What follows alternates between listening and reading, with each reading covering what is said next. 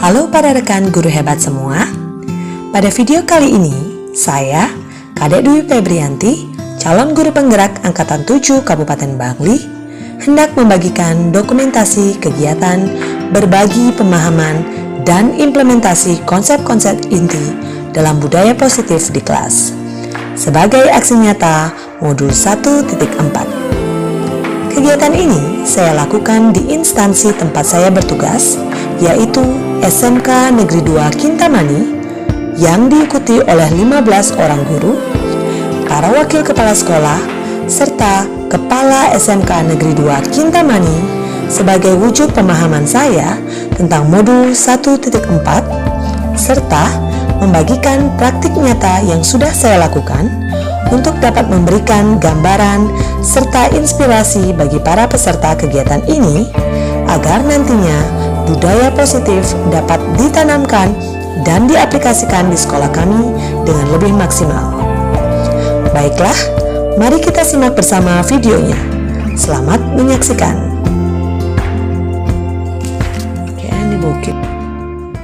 SMK Negeri 2 Kintamani, Bapak dan Ibu guru SMK Negeri 2 Kintamani yang dalam kesempatan pagi hari ini juga berlaku sebagai fasilitator P5. Jadi mohon maaf, saya minta waktunya barang setengah jam sampai 1 jam untuk melakukan sesi berbagi pemahaman dan implementasi konsep-konsep inti dalam budaya positif di kelas. Nah, Bapak Ibu, mungkin beberapa dari Bapak Ibu kemarin, terutama yang tergabung di tim manajemen, Bapak Ibu Waka dan Bapak Ibu calon guru penggerak lainnya sudah sempat ikut bergabung dengan saya dalam kegiatan diskusi perumusan visi. Jadi sedikit banyak hal-hal yang saya sampaikan di sini mencakup hal-hal itu juga. Jadi dimohon kepada Bapak Ibu, jika nanti ada hal-hal yang ingin ditanyakan, jika ada hal-hal yang ingin didiskusikan, mari kita bicarakan atau mari kita diskusikan dengan baik di waktu yang disediakan. Sebelumnya juga saya mau mengucapkan permohonan maaf terlebih dahulu bahwa di sini saya melakukan kegiatan sesi berbagi ini tentu saja bukan untuk menggurui ya Bapak Ibu ya. Apalagi di sini inti dari kegiatan atau materi yang dibagi adalah mengenai budaya positif yang banyak berhubungan dengan disiplin, penindakan disiplin. Tentunya hal ini bukan dalam rangka mengangkangi begitu Ibu Waka kesiswaan ya Bu ya. Tidak juga hendak merubah secara serta-merta kebiasaan yang sudah atau pakem yang sudah kita laksanakan di sebelum-sebelumnya. Namun semoga saja materi yang saya sampaikan pada pagi hari ini dapat kita gunakan paling tidak untuk memulai langkah kecil dalam menerapkan disiplin positif di ruang lingkup yang kecil dulu, yaitu di kelas. Ya Bapak Ibu, kita akan mulai dari, saya tegang, mudah-mudahan Bapak Ibu enggak ya.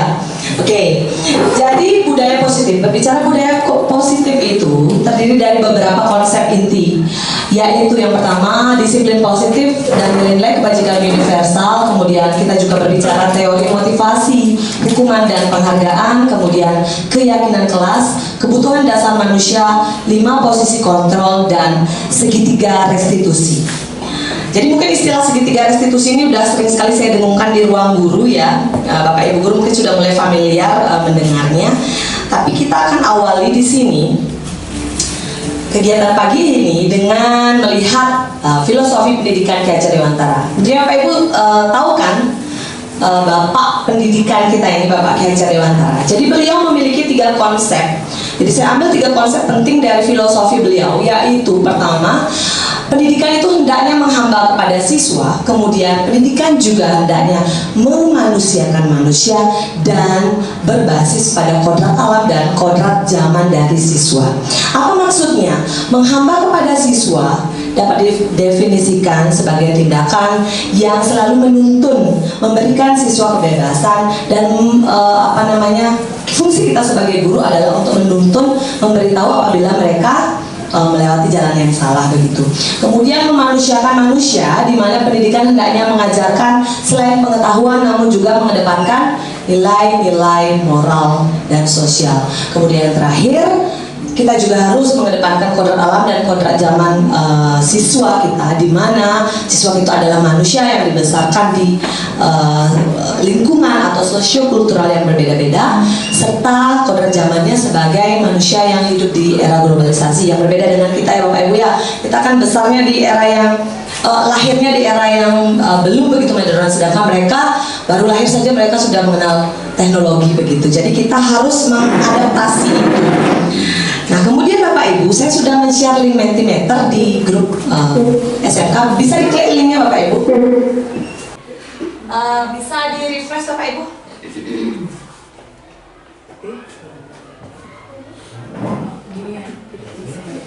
Nah, jadi yang akan muncul di sana adalah pilihlah 3 perubahan paradigma belajar pada kurikulum Merdeka yang sesuai dengan filosofi pendidikan Ki Hajar Dewantara yang tadi saya sebutkan.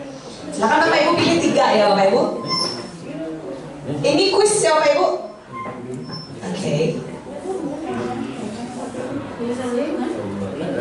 3, 2, 1. Waktunya habis Bapak Ibu. Belum berhasil menjawab ya? Belum ya? Saya ulang lagi sekali ya. Kita ulang lagi sekali. Jadi beginilah kalau kita rely sama teknologi ya. Jadi kita bergantung sama jaringan, bergantung sama device yang kita miliki. Oke. Bisa di refresh sekali lagi Bapak Ibu, dijawab, diulang.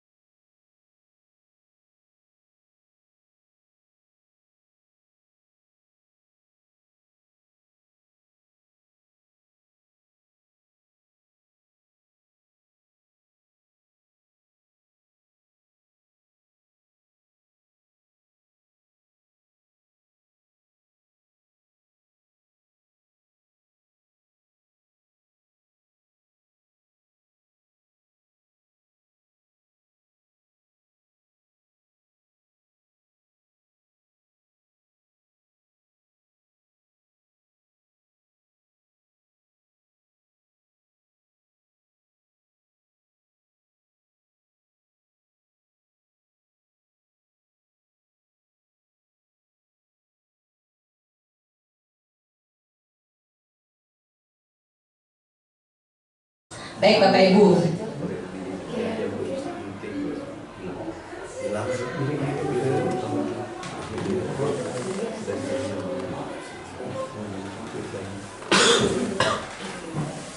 Ya, jadi sebenarnya ada 3 jawaban benar pada link Mentimeter tersebut, di mana terdapat perubahan paradigma belajar yang dulunya masih berpusat kepada guru, sekarang berubah menjadi student center, di mana pembelajaran pada era globalisasi ini atau para penerapan kurikulum Merdeka ini segalanya mengedepankan pada kepentingan murid.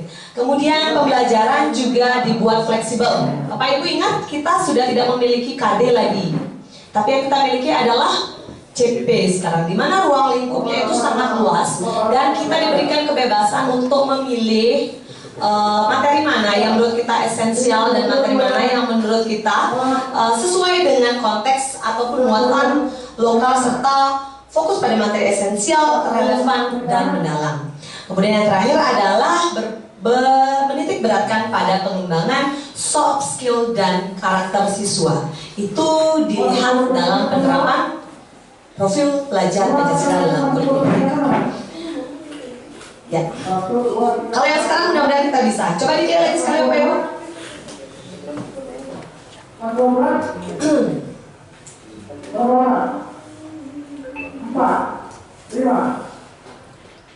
Harusnya ada juaranya ya. Oke, nah ini baru. Silakan Bapak Ibu definisikan arti kata disiplin dalam satu kata atau frase atau boleh lebih panjang ya. Karena sini sudah ada yang menulis sadar mematuhi perintah. Satu kata, tapi sini sudah ada yang menulis sadar mematuhi, tidak apa-apa. Boleh frase Bapak Ibu, boleh mungkin kalimat jika memungkinkan boleh. Taat.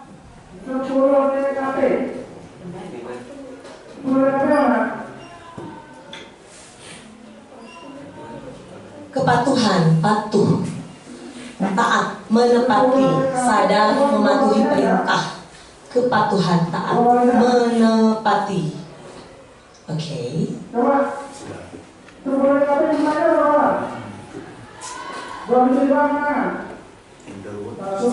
Sudah semua? Menuliskan jawabannya? Oke. Saya ingin mendengar salah satu jawaban, yaitu dari sadar mematuhi perintah. Ini dari Ibu Jerudian sepertinya ya. Bisa diartikan itu Bu, maksudnya seperti apa?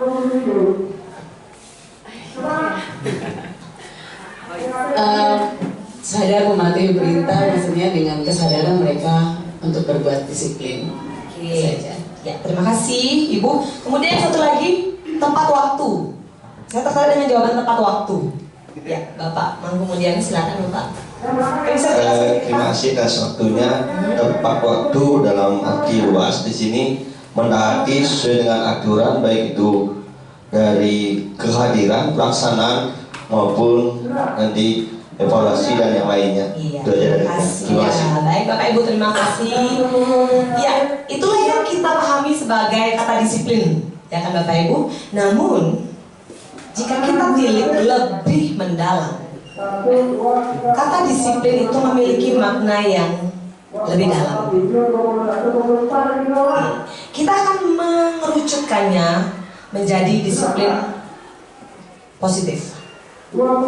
Jadi di sini saya mengangkat dua definisi tentang disiplin positif. Yang pertama adalah dari Bapak Ki Hajar Dewantara, di mana beliau mendefinisikan disiplin positif yaitu disiplin yang berasal dari motivasi internal.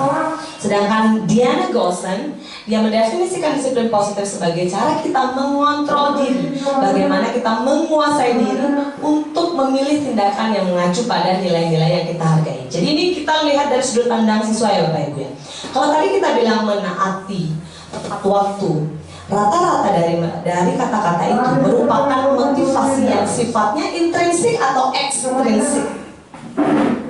Taat berarti ada aturan. Intrinsik atau ekstrinsik? Ekstrinsik. Namun sejatinya disiplin positif itu adalah di mana guru mampu menciptakan siswa yang memiliki disiplin diri sehingga mereka bisa berperilaku dengan sebaik-baiknya pada nilai-nilai kewajiban universal dan memiliki motivasi intrinsik bukan ekstrinsik. Jadi penekanannya di sini adalah kita tidak menekan dari luar, tapi bagaimana kita bisa menumbuhkan motivasi itu dari diri siswa sendiri, begitu. Jadi bukan aturan yang kita ketatkan, tapi pendekatan yang kita kuatkan kepada siswa itu. Bagaimana dia bisa nantinya, keluar dari dirinya, saya harus mematuhi aturan. Oke, begitu. Selanjutnya saya akan lanjutkan lagi, Bapak Ibu. Saya senang memakai link ini ya, karena biar ada interaksi sedikit.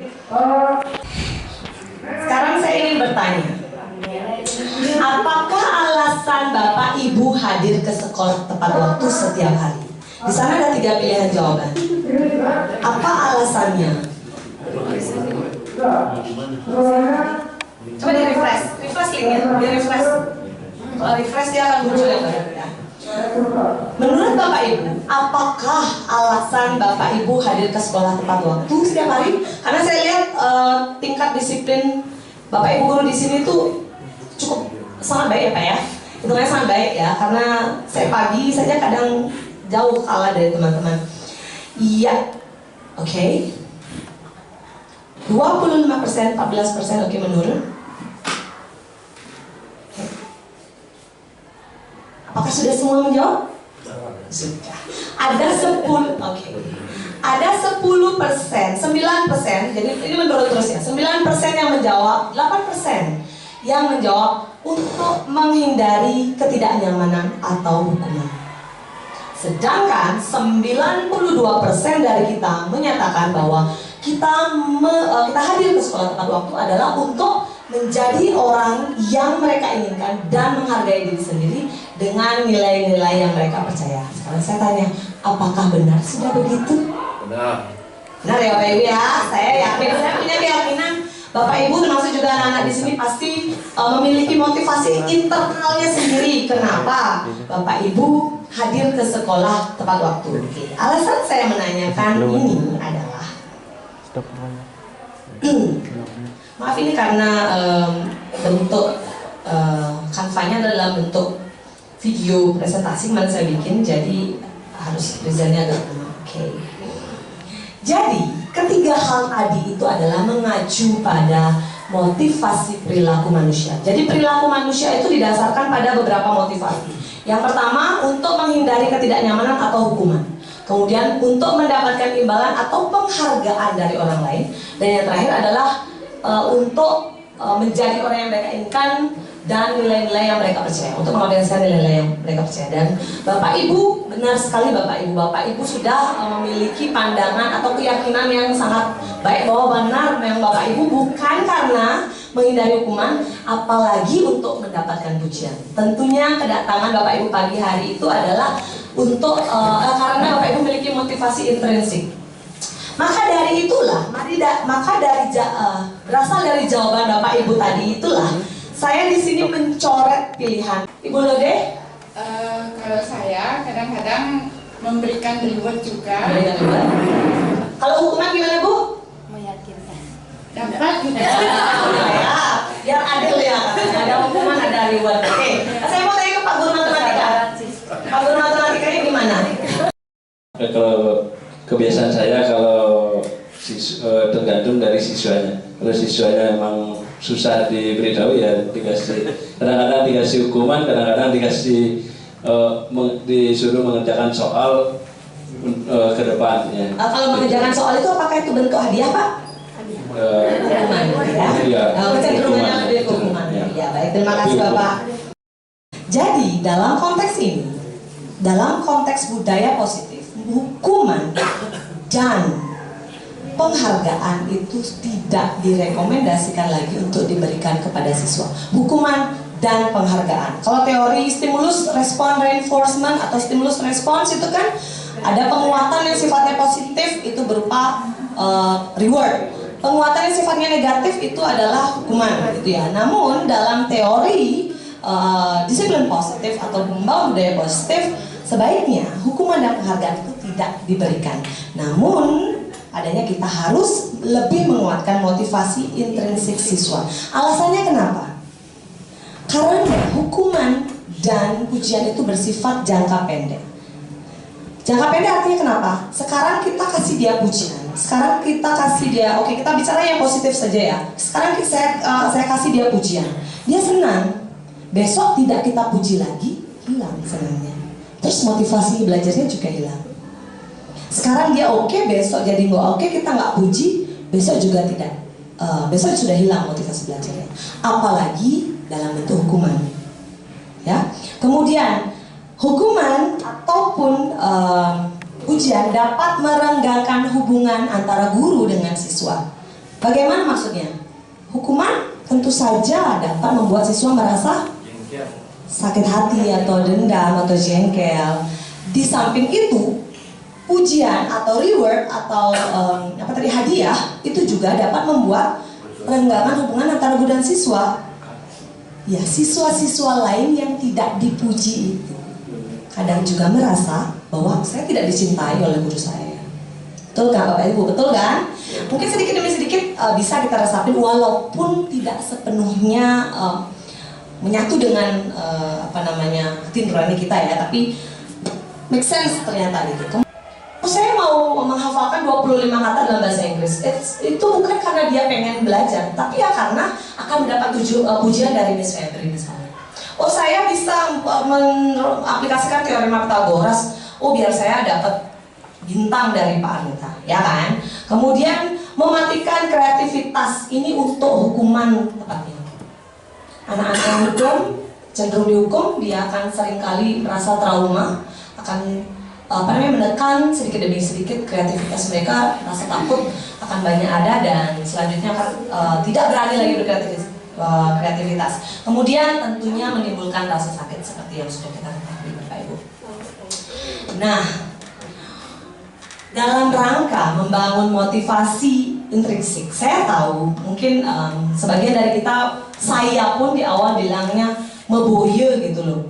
Ah, masa sih Siswa kita kan, kita tahu lah ya, kita tahu semua siswa kita kan, siswa yang tidak semudah itu bisa kita ajak berkomunikasi, apalagi yang memang sudah level kenakalannya tuh bebal gitu misalnya. Nah, jadi pertama-tama yang harus kita ketahui adalah kita harus mengetahui apa kebutuhan dasar mereka, apa yang menjadi dasar mereka jadi nakal, apa yang menjadi dasar mereka menjadi cari perhatian. Yang pertama mungkin mereka membutuhkan kasih sayang. Jadi mereka caper gitu ya istilahnya ya, cari perhatian dari gurunya, biar diperhatiin sama gurunya. Saya nakal aja lah, mungkin banyak yang cerita seperti itu ya. Kemudian rasa ingin mendapatkan kekuasaan, ini untuk murid-murid yang mendominasi. Kemudian kesenangan, ya senang aja, mereka senang aja berbuat onar itu, senang biar terpenuhi aja rasa senangnya.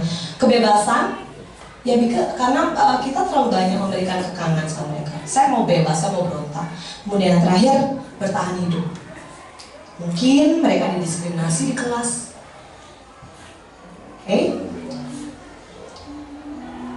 Oleh karena itu, sebagai guru, kita harus memilih posisi kontrol kita. Nah, di sini terdapat 5 posisi kontrol guru. Yang pertama sebagai penghukum, di mana guru seperti ini senantiasa percaya hanya ada satu cara agar pembelajaran bisa berhasil, yaitu caranya dia. Ini hukum dalam artian yang diktator ya Bapak Ibu, bukan hukum yang mendidik. Ya, hukum dalam artian yang diktator. Kamu nakal, kamu push up gitu. Kita tidak mau nanya, kita tidak tanya kamu kenapa, alasan kamu apa, tidak ada konseling di dalamnya.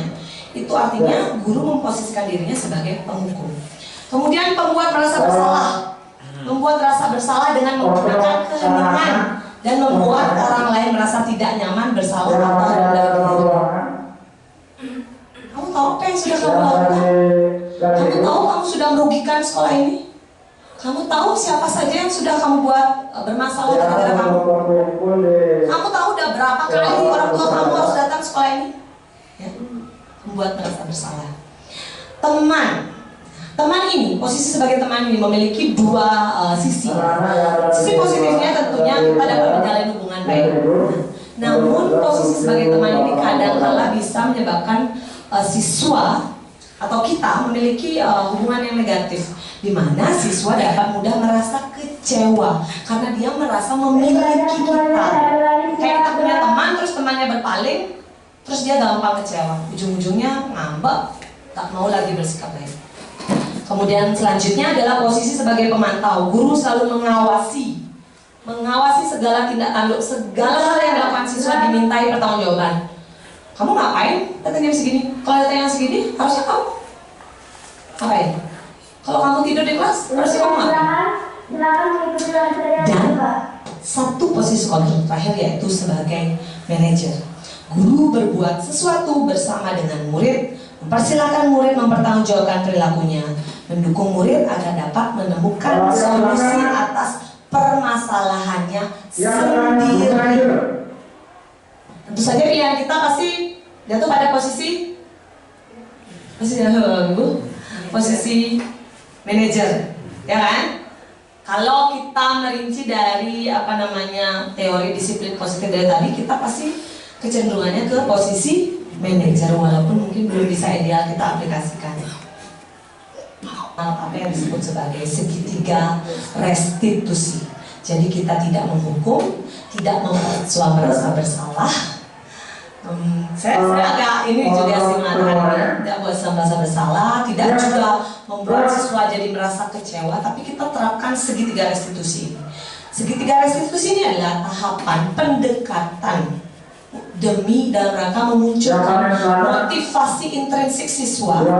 Jadi hadir dalam dirinya sendiri untuk memberikan solusi atau konsekuensi atas apa yang dilakukan. Jadi konsekuensi tidak datang dari kita, tapi dari dirinya sendiri. Terdiri dari 3 tahap Bapak Ibu. Yang pertama itu adalah menstabilkan identitas, di mana guru membantu anak untuk tenang, kembali ke suasana hati di mana proses belajar dan penyelesaian masalah bisa dilakukan. Kalau anak-anak merasa bersalah, dia akan kaget, akan tegang menghadapi kita ya. Nah di sana kita menenangkan dia. Anak-anak, di sini ibu tidak sedang mencari siapa yang benar atau siapa yang salah. Di sini kita tidak ingin menghakimi kamu. Jadi kita sedang melakukan kegiatan penstabilan identitas pada siswa. Kemudian selanjutnya setelah siswa itu sudah mulai stabil identitasnya, sudah mulai bisa diajak berkomunikasi, barulah kita memvalidasi tindakan.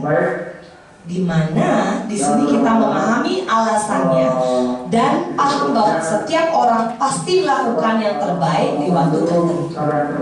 Saya tahu nak, kamu pasti punya alasan kan melakukan itu. Nah, dalam bagian ini Bapak Ibu akan mengacu pada tadi 5 kebutuhan siswa. Kenapa kamu melakukan itu? Apakah kamu mendapatkan kesenangan? Apakah kamu menginginkan kebebasan? Apakah kamu ingin dapat kekuatan? Tapi ya, itu akan hadir dari siswa. Kemudian yang terakhir adalah menanyakan keyakinan dengan membantu bertanya dan mendapatkan gambaran yang jelas tentang orang yang seperti apa yang mereka inginkan. Jadi dia yang kita tanyai. Nah, kamu kan tadi tidur di kelas. Alasannya karena apa? Oh, karena saya itu di rumah nggak diperhatikan. Nggak diperhatikan di rumah. Kemudian Bapak Ibu bilang sama siswanya, ya sekarang kan kamu sudah tahu bahwa itu adalah tindakan yang kurang tepat. Lalu menurut kamu, kita kembalikan ke dia, menurut kamu apakah tindakan atau solusi yang tepat atau konsekuensi yang tepat yang dapat kamu ambil agar nantinya kamu nggak tidur di kelas lagi. Jadi datang dari siswa Bapak Ibu, ya. Saya melihat wajah-wajah ketidakyakinan dan keraguan. Betul Bapak Ibu, betul. Saya juga ketika saya mengaplikasikan ini, bahkan pada salah satu sesi itu diskusi dengan fasilitator, saya bahkan salah satu yang uratnya agak tegang membicarakan bahwa nggak akan bisa Pak, di sekolah saya nggak akan, Bu, di sekolah saya nggak akan bisa karena siswanya itu berbeda. Tapi setelah saya mulai mengaplikasikannya, Pak Ibu, tapi mohon maaf ya, gua kesiswaan, mohon maaf. Tentunya saya kan tidak menghadapi siswa-siswa yang memiliki kasus yang besar begitu ya. Jadi kesalahan-kesalahan kecil di kelas misalnya seperti itu sudah saya terapkan segitiga restitusi itu, dan ternyata Bapak Ibu it works, walaupun hanya sedikit, walaupun hanya satu langkah. Saya akan berusaha membagikan dokumentasi dan pengalaman praktek positif saya di kelas. Namun tentunya ketika saya melakukan segitiga restitusi itu pada saat yang sebenarnya itu tentunya nggak sempat dong saya rekam, karena ketika kita menangani siswa yang bermasalah, Bapak Ibu kan sempat tolong rekamin gitu ya. Nggak mungkin nanti anaknya justru merasa bahwa dirinya itu sedang diskenariokan gitu ya. Jadi di sini sebelum kita ke segitiga restitusi, saya mengambil beberapa dokumentasi dan pengalaman praktek budaya positif saya di kelas. Yang pertama adalah membuat kesepakatan kelas. Jadi Bapak Ibu, untuk menjalankan segitiga restitusi jangan lupa Bapak Ibu buat kesepakatan kelas terlebih dahulu. Ini adalah satu contoh kegiatan saya.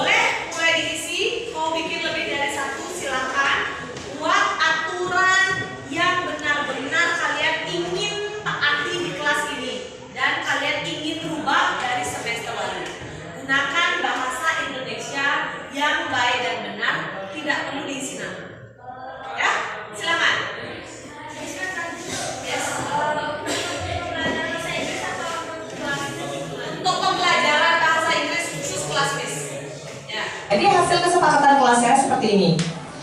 Siswa-siswa saya minta untuk menulis pada link Padlet yang saya berikan Kemudian mereka boleh menulis apapun yang mereka inginkan untuk ditetapkan di kelas. Jadi di sini tidak boleh meninggalkan sekolah tanpa izin guru. Dalam proses pembelajaran dilakukan dengan tertib, tidak boleh ribut. Kemudian tidak boleh pindah tempat duduk. Masuk kelas setelah jam istirahat tepat waktu, jangan bercanda saat belajar. Nah, Bapak Ibu bisa baca sendiri.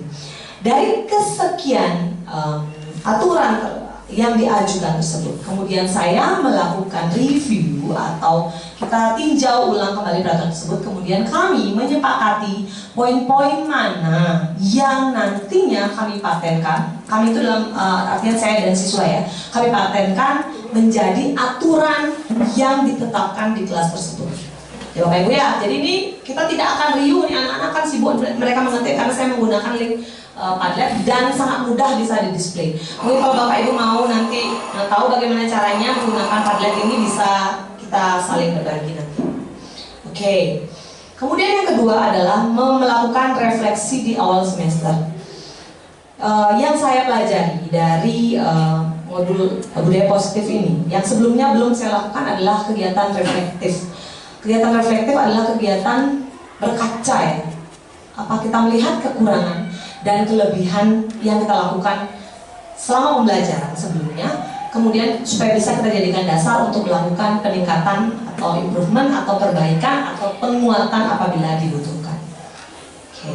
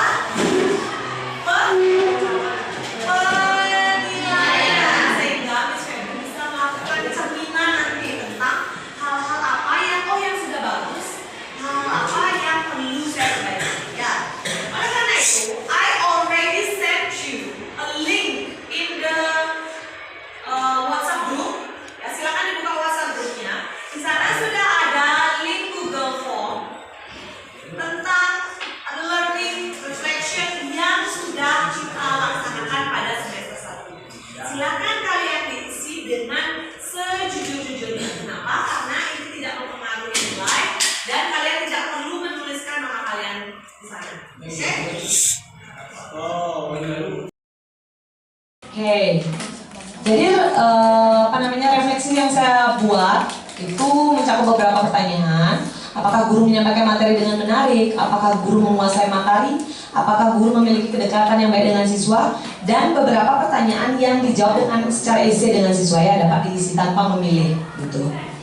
Jadi Bapak Ibu ketika melakukan refleksi bisa sekali menggunakan Google Form ya Bapak Ibu untuk membuatnya jadi lebih praktis begitu, tidak lagi boros kertas ya. Kemudian laksanakan pembelajaran yang berpusat pada siswa.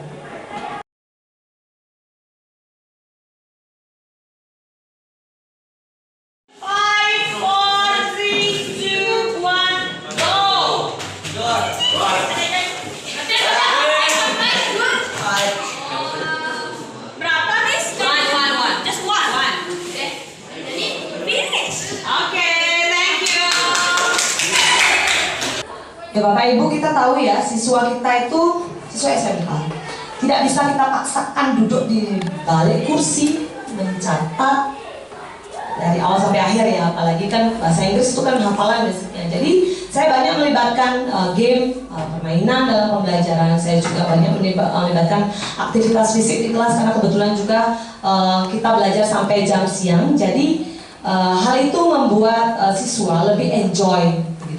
Lebih enjoy ketika mereka melaksanakan mengikuti pembelajaran.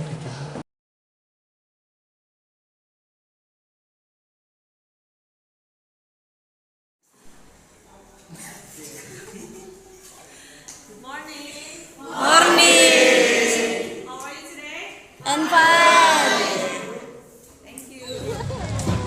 Repot apa sampai. Bye. Pagi.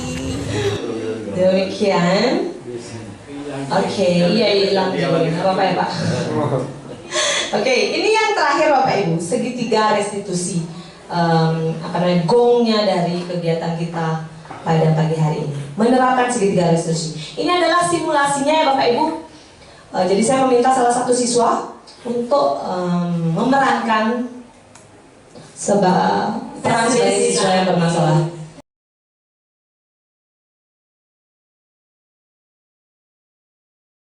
Desi, silakan duduk. Miss, maaf sekali tadi Miss saya nggak maksud tadi Miss. Ya jangan begitu, Miss panggil kamu ke sini tentu saja bukan untuk menyalahkan Desi. Kenapa kita harus menyalahkan ya? Karena kan kita manusia kan, semua manusia itu pasti pernah berbuat salah ya, jadi Desi jangan khawatir. Hanya saja Miss mau kita melakukan refleksi di sini. Apa mungkin pembelajaran Miss di kelas itu membosankan sampai Desi harus melakukan hal-hal yang lain misalnya? Enggak kok Miss, beneran deh. Oke, bagus kalau begitu ya. Jadi Miss merasa lebih tenang nih kalau pembelajaran Miss tidak membosankan. Tapi karena Miss tahu Desi itu kan siswa yang cerdas, siswa yang tekun belajar dan biasanya itu kan selalu fokus di kelas. Tapi tadi tiba-tiba Miss lihat kok Desi sampai melakukan kegiatan selfie. Nah dari sana Miss punya keyakinan pasti Desi punya alasan kan kenapa sampai melakukan itu di kelas. Apakah mungkin Desi mempunyai suatu hal yang ingin Desi tuju? Gini Miss, tadi saya habis lihat teman saya udah banyak followersnya di Instagram. Saya suka melihatnya dan pimpinan kita juga sama, punya banyak followers di Instagram. Jadi saya iseng ikut selfie di kelas tadi Miss. Oh begitu, jadi kamu punya impian menjadi selebgram. Nah itu impian yang bagus sebenarnya. Di masa sekarang itu banyak anak-anak punya impian menjadi selebgram, youtuber, dan itu adalah hal yang positif. Hanya saja kita perlu ingat, kita punya komitmen kelas tentang aturan penggunaan handphone selama pembelajaran. Ya, apa itu coba? Nggak boleh menggunakan HP saat pembelajaran langsung Miss. Untuk tujuan selain pembelajaran ya, jadi HP itu hanya kita gunakan untuk tujuan pembelajaran. Oke Desi, karena Desi sudah tahu apa kesalahan Desi dan Desi juga sudah mengingat kesepakatan kelas kita. Lalu selanjutnya apa yang akan Desi lakukan agar Desi bisa lebih fokus di kelas belajar nantinya? Saya akan mengontrol diri saya Miss, dan tidak menggunakan HP kecuali untuk media pembelajaran. Oke, bagus ya Desi ya. Sekali lagi Miss bilang, Miss akan mendukung penuh pokoknya impian kamu, hobi kamu, foto-foto untuk menjadi selebgram. Miss akan dukung penuh. Hanya saja kita harus tetap memperhatikan waktunya. Silakan lakukan itu di rumah, di waktu-waktu senggang dan di luar jam sekolah ya, atau jam pelajaran ya. Itu adalah hal yang sangat positif. Silahkan terus dikembangkan ya. Untuk sekarang, Desi boleh kembali ke kelas. Ya, jadi mungkin saya ceritakan sedikit. Jadi di sana khususnya supaya nggak lama gitu, saya nggak pede wajah saya banyak dilihat orang. Lebih baik wajah aslinya aja dilihat dulu. Jadi di sana kondisinya itu Desi berperan sebagai siswa yang bermain HP di kelas. Kemudian ketika saya memanggil, saya menanyakan. Awalnya saya melakukan menstabilkan identitas terlebih dahulu bahwa tidak sedang menyalahkan Desi. Kemudian saya menanyakan apa alasannya. Oh ternyata alasannya adalah untuk mendapatkan kesenangan. Ia ingin jadi apa namanya? TikTokers. Jadi ingin jadi. Saya sebenarnya mau bilang selebgram ya. Dia mau jadi selebgram karena pernah lihat foto ada orang cantik. Dia coba foto-foto. Nah, dari pernyataan Desi tersebut bahwa bisa kita ketahui bahwa sebenarnya setiap tindakan salah anak itu ada penyebabnya. Bapak Ibu jangan senyum-senyum ya Bapak Ibu ya. Kita dapat apa namanya memvalidasi tindakan yang salah dengan menanyakan alasan dibalik tindakan salah tersebut. Kemudian setelah itu kita menghubungkan keyakinan anak dengan keyakinan kelas. Tadi saya tanyakan, Desi masih ingat kan kesepakatan kelas kita? Masih ingat kan kalau kita punya kesepakatan bahwa HP hanya digunakan untuk kebutuhan pembelajaran. Kemudian untuk solusinya sendiri saya serahkan lagi kepada orangnya. Tadi sudah Bapak Ibu dengar sendiri bahwa dia berjanji bahwa tidak akan melakukan itu lagi. Jadi kurang lebih seperti seperti itulah tahapan segitiga restitusi yang diaplikasikan ya Bapak Ibu. Walaupun terdengar mustahil ya, mustahil begitu. Tapi percayalah Bapak Ibu. Oh iya, ini Miss Febri masih sekali lagi bilang suka sekali dia bilang sekali lagi ya. Tapi percayalah Bapak Ibu, sing ada lemah telung, ya kan? Bahwa ini sekali lagi ya buah kesiswaan. Tapi Yogi ada berhasil habis. Iya, tidak sedang menjuantui atau apapun itu ya. Soalnya mungkin ada, saya lupa menghadirkan Bapak Ibu guru BK di sini. Tapi saya nanti kalau ada Bapak Ibu guru BK, saya minta maafnya banyak. Maaf ya Pak, maaf ya Ibu kan gitu. Ya jadi Bapak Ibu, demikianlah tadi kegiatan pagi hari ini tentang kegiatan apa sih, sampai lupa kegiatan saya apa. Oke, kegiatan berbagi ya tentang praktek disiplin positif di ruang lingkup kelas serta berbagi pengalaman dan aplikasi yang sudah saya lakukan di kelas selama 2 bulan ini ya, selama saya menjalani kegiatan pendidikan guru penggerak. Bapak Ibu, terus selanjutnya akan saya lanjutkan ke sesi diskusi. Saya langsung pada sesi diskusi. Mungkin Bapak Ibu ada yang ingin ditanyakan atau yang ingin disampaikan ya. Kalau boleh. Oke, mungkin Ibu wakil kesiswaan ingin dari tadi sudah nahan emosi ya, ingin mengungkapkan ada yang ditanyakan atau yang ingin Nggak boleh emosi, Miss. Tensi tinggi nanti. Begini Miss Febri, kita kan tahu semua bagaimana anak-anak kita ini ya selama ini. Dan kebetulan untuk siapa Yogi sudah hampir berhasil kan gitu ya, termasuk juga perjuangan dari Bapak Kepala Sekolah dengan melakukan pendekatan juga, kita BK juga semua. Tapi ini ada satu kasus siswa yang belum berhasil sampai saat ini adalah Juwata. Yang saya simpulkan bahwa anak ini memanfaatkan keberadaannya. Jadi gini, orang tuanya sakit, kan? Bapaknya memang sakit juga, agak-agak gimana ya? Enggak. Ya pokoknya Pak Wayan yang sudah sempat kunjungan ke sana. Nah, jadi kalau misalnya melakukan pemanggilan kan mengumpulkan orang tua biar diminta bersama juga itu rasanya tidak mungkin karena kondisinya. Nah, di sini bisa kan membantu kasusnya Juwata ini loh. Dia tidak mau rajin sekolah. Sudah saya tanya, pernah dibocorannya kenapa gini. Jadi kayaknya kesannya justru anak ini memanfaatkan situasi dan kondisi orang tuanya. Padahal yang kami tahu kakaknya itu sangat mendukung kalau adiknya ini biar masuk sampai selesai, maksudnya tamat bawa ijazah seperti itu.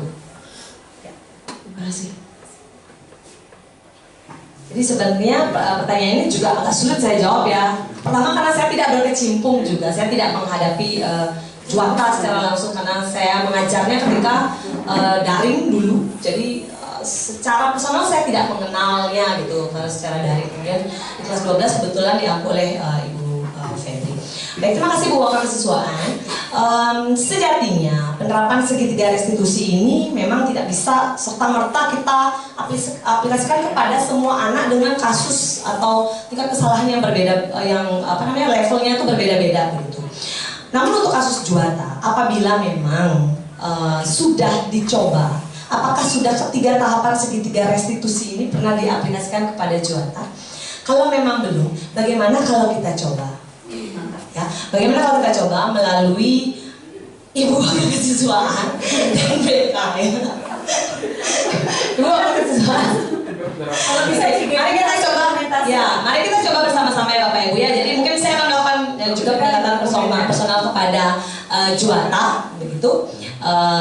Kemudian juga saya minta kepada Bapak Ibu guru yang juga mengajar di kelasnya Juwata, mari kita coba lakukan langkah ini bersama-sama. Toh juga kita sudah pernah melakukan yang paling keras kepada dia ya kan.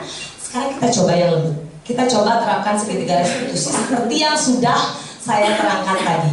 Ya, supaya tidak kelihatan Ibu Wakil Kesiswaan bekerja sendiri atau saya di sini baru CGP, baru tahu ilmunya segitu mau coba sendiri. Ya, apa salahnya kita mencoba? Ya nggak? Daripada tidak sama sekali begitu ya. Ya betul. Untuk memastikan itu berhasil atau tidaknya, kita lihat sepanjang perjalanannya ya Bu ya. Ya sip. kasih. Mungkin ada Bapak Ibu yang lain?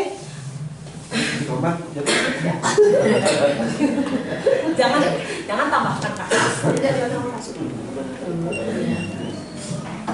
Oke, sepertinya sudah cukup ya Bapak Ibu ya. Oke, Bapak Ibu, berkali-kali saya katakan sebelum saya menutup ya Bapak, berkali-kali saya katakan bahwa kegiatan yang saya lakukan pada pagi hari ini tentu saja bukan bermaksud untuk menggurui ataupun berasa lebih pintar dari Bapak Ibu. Bapak Ibu sudah memiliki strategi masing-masing untuk menghadapi siswa dengan masalahnya masing-masing. Tapi semoga saja apa yang saya sampaikan pada pagi hari ini paling tidak bisa menginspirasi, paling tidak uang kita yang agak tegang kemarin bisa kita endukkan sedikit ya Bapak Ibu ya, untuk menghadapi siswa dan memunculkan motivasi intrinsik siswa dalam rangka menciptakan pendidikan yang lebih baik. Saya Kadek Dwi Febrianti, akhir kata saya mohon maaf apabila terdapat kesalahan baik disengaja maupun yang tidak sengaja. Saya akhiri dengan Parama Santi. Om Santi Santi Santi.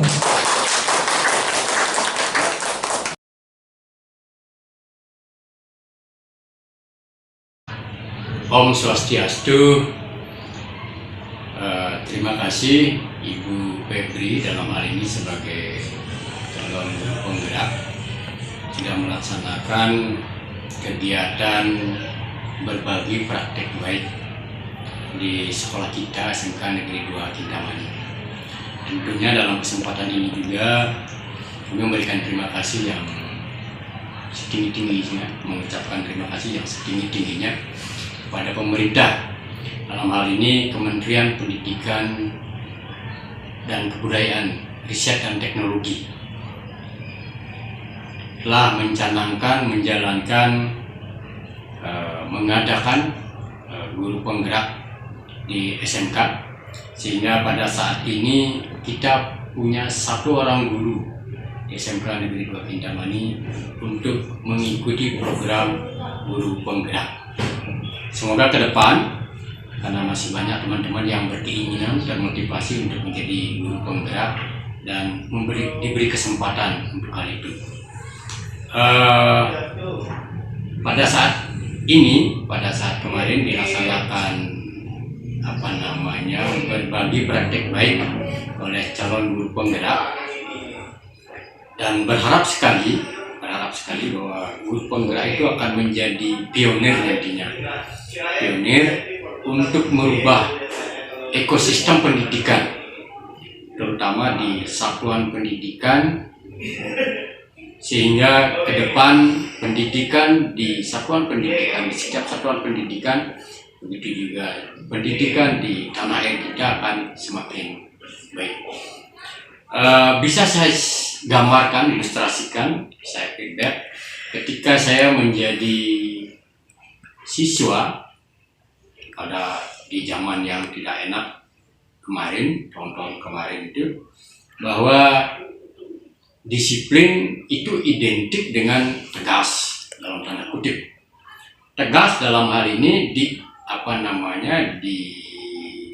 bisa diimplementasikan dengan sesuatu yang sedikit tegang, sesuatu yang menakutkan, sesuatu yang harus dilakukan.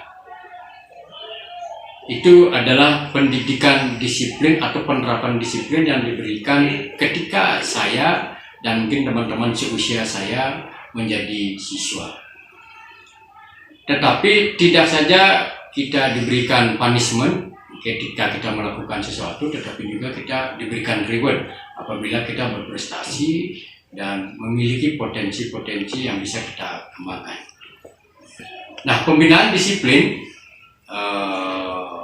siswa ketika itu, bahwa hampir semua guru, kepala sekolah berpikir bahwa seorang anak itu diibaratkan sebagai kertas putih yang masih kosong, sehingga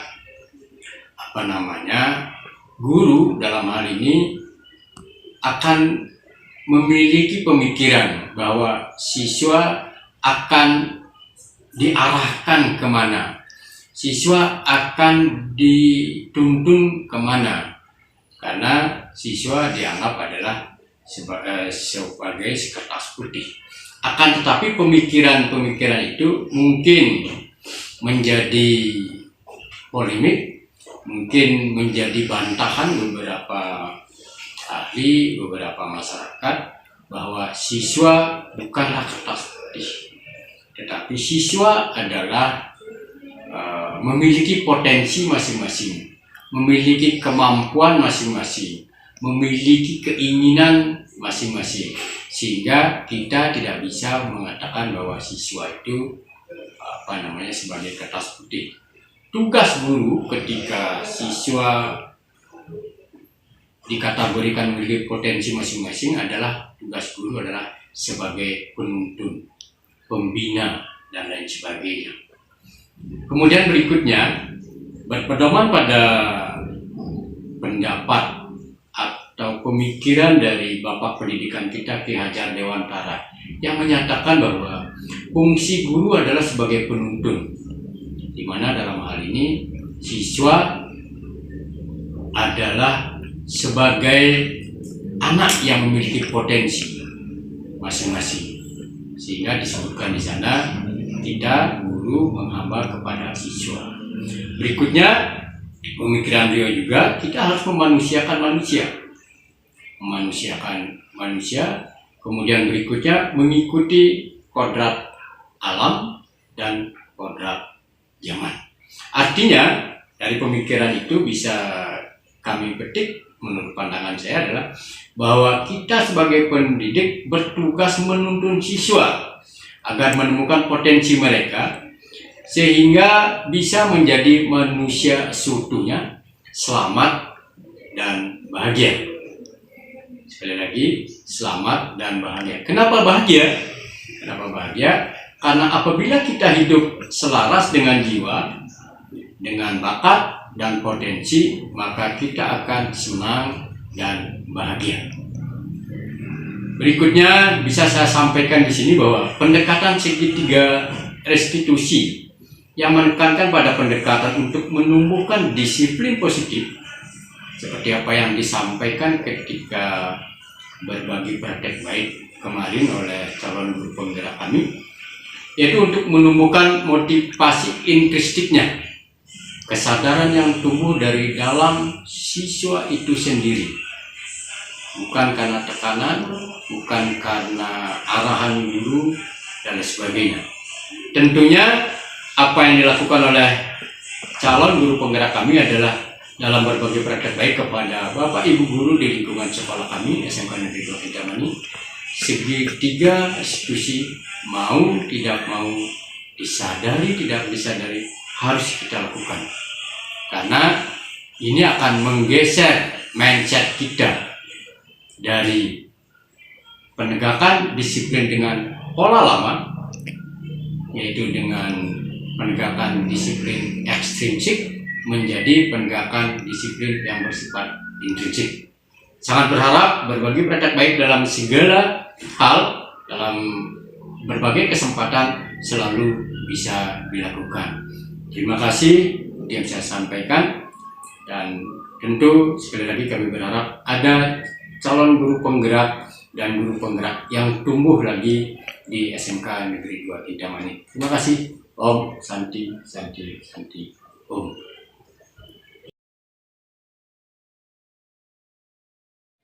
Om Swastiastu, selamat siang, salam sejahtera bagi kita semua. Perkenalkan, saya Dian Meilani. Saya di SMK Negeri 2 Kintamani mendapat tugas tambahan sebagai Wakil Kepala Sekolah Bidang Kesiswaan. Saya di sini akan memberikan testimoni yang dilaksanakan testimoni dari hasil sosialisasi penerapan disiplin positif melalui segitiga restitusi yang dilaksanakan oleh Ibu Febrianti. Ya, pada intinya saya sangat setuju dengan penerapan disiplin positif melalui segitiga restitusi, di mana penerapan disiplin positif melalui segitiga restitusi itu dapat menciptakan kondisi bagi murid untuk memperbaiki kesalahannya. sehingga karakter mereka akan lebih kuat dan dapat memulihkan diri dari kesalahannya, di mana proses penerapan pelaksanaan disiplin positif melalui segitiga restitusi itu melalui penekanan dengan cara menghargai nilai-nilai kebaikan yang diyakini. Jadi bukan berperilaku untuk menyenangkan orang lain. Jadi untuk penerapan disiplin positif segitiga restitusi itu memberikan penawaran dan juga bukan paksaan. Selain itu juga murid bisa membantu murid untuk jujur pada dirinya sendiri dan mengevaluasi dampak dari kesalahan yang dilakukan. Ya, sehingga sangat penting bagi guru untuk menciptakan kondisi yang membuat murid bersedia untuk menyelesaikan masalahnya dan berbuat lebih baik lagi. Terima kasih atas waktunya. Perkenalkan, nama saya Iwayan Ardiana. Saya adalah Wakakurikulum di SMK Negeri 2 Kintamani. Dalam hal ini mencoba untuk memberikan testimoni terkait dengan kegiatan pengimbasan budaya positif sekolah yang telah disampaikan oleh Bu Kadek Dwi Febrianti dalam kaitannya sebagai calon guru penggerak. Baik, selama ini di sekolah kami saya kira masih berlaku paradigma lama dalam hal penegakan disiplin di sekolah. Itu tercermin dari ketika ada siswa yang melanggar aturan atau tertib sekolah, kecenderungannya adalah guru BK, juga wakil kesiswaan, pembina OSIS itu kecenderungannya lebih banyak kepada pemberian sanksi atau hukuman kepada siswa gitu, atas pelanggaran yang telah mereka lakukan. Kalau paradigma baru mungkin sudah berubah, tidak seperti itu lagi gitu. Jadi terkait dengan budaya positif yang telah diimbaskan oleh Miss Febri. Jadi budaya positif itu sendiri adalah nilai-nilai, keyakinan-keyakinan dan kebiasaan-kebiasaan di sekolah yang berpihak kepada murid, dapat berkembang menjadi pribadi yang kritis, penuh hormat dan bertanggung jawab. Nah, sehingga dalam kaitan itu perlu diadakan penyesuaian-penyesuaian atau perubahan-perubahan terkait dengan bagaimana kita menegakkan aturan sekolah atau disiplin sekolah kaitannya dengan budaya positif. Nah, ya, jadi yang mendasari, hal yang pertama yang mendasari adalah bahwasanya pembelajaran itu mesti mengacu kepada pembelajaran berdiferensiasi. Nah, dalam hal ini kita harus memandang bahwa setiap siswa punya keunikan atau perbedaan sifat karakter yang merupakan bawaan atau kodrat alam yang mereka bawa sejak lahir. Nah, sehingga menyadari hal itu, tentu kita harus memahami bahwa perbedaan-perbedaan masing-masing siswa itu semua harus terakomodasi. Jadi tidak ada istilahnya yang dianaktirikan dan sebagainya. Jadi semua harus diakomodasi dengan pelayanan pendidikan yang sama. Nah, sehingga berkaca kepada pengelolaan sebelumnya di sekolah kami, jadi itulah yang sudah saya sampaikan tadi, bahwasanya ketika siswa melanggar, nah itu pasti akan dijatuhi hukuman, bisa dipulangkan atau dikembalikan kepada orang tua, kemudian diskor selama 1 minggu, kemudian yang ringan-ringan mungkin mendapat hukuman untuk membersihkan lingkungan sekolah dan sebagainya. Nah, yang tentu hal itu akan membuat trauma secara psikologis kepada siswa gitu, sehingga mereka merasa sangat bersalah dan sebagainya gitu. Nah, sehingga perlu ada perubahan paradigma dalam pengelolaan kedisiplinan siswa. Jadi biasanya motivasi perilaku manusia itu kan untuk melaksanakan disiplin itu yang pertama untuk menghindari ketidaknyamanan atau hukuman. Nah, ini kadang-kadang siswa disiplin hanya karena mereka takut mendapat hukuman. Nah, itu yang pertama. Nah, itu yang perlu kita sadari. Nah, hal seperti itu biasanya tidak permanen. Nah, sehingga ketika kadang-kadang kita longgarkan, mereka akan melanggar kembali gitu. Jadi itu lebih kepada mereka takut kepada hukuman, kepada penegakan aturan sekolah gitu, sehingga itu tidak datang dari dalam dirinya sendiri. Mereka lebih takut kepada aturan itu sendiri, atau sanksi itu sendiri, atau hukuman itu. Nah, sehingga mereka masih ada kecenderungan untuk berbuat kesalahan apabila ada kondisi yang longgar gitu. Nah, yang kedua, kadang-kadang siswa itu berbuat baik sesuai aturan gitu, atau berprestasi gitu, mereka mengacu kepada reward, pujian, nah kemudian juga penghargaan-penghargaan yang diberikan gitu. Nah, kondisi seperti ini sebenarnya saat ini sedang berlaku di sekolah kami gitu, sehingga siswa itu kadang-kadang ada siswa OSIS yang rajin menyapu gitu kan, artinya rajin membersihkan lingkungan itu, lebih kepada mungkin ya karena diumumkan bahwa OSIS atas nama ini rajin sekali, divideokan oleh kepala sekolah mungkin ketika mereka bekerja. Nah, sehingga kesannya itu lebih kepada mereka untuk mendapatkan penghargaan, pujian dan sebagainya. Itu juga sifatnya masih relatif tidak permanen. Jadi itu tergantung pada kemauan mereka untuk mendapat penghargaan, pujian, reward, hadiah dan sebagainya. Nah, berikutnya